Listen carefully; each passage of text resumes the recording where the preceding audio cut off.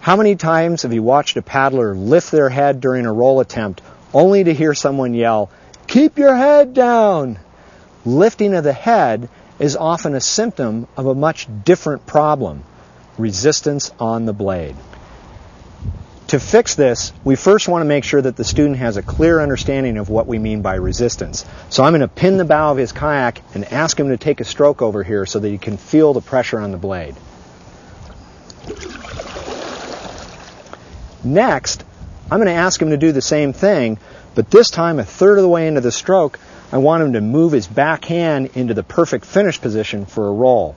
The difference between pressure and shedding resistance will be obvious.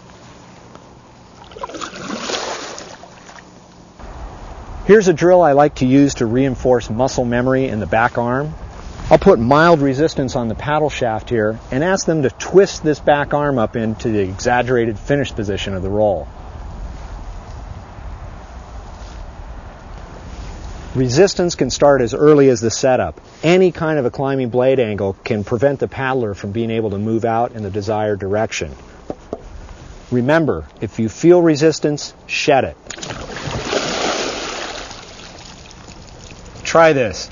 Grab a friend and sit on the ground and get yourself into setup position. Have them press against the back of your front hand and push out as hard as you can. You'll discover you're not very strong in that direction. For this reason, a climbing blade angle can be detrimental to the roll and result in pulling in the wrong direction.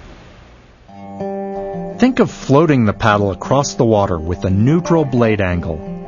Climbing blade angle hurts the roll.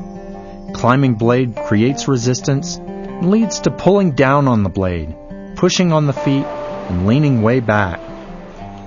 You can save a roll even up to the last second by dumping resistance. Each paddler has a unique wrist and blade angle relationship that will change through the roll.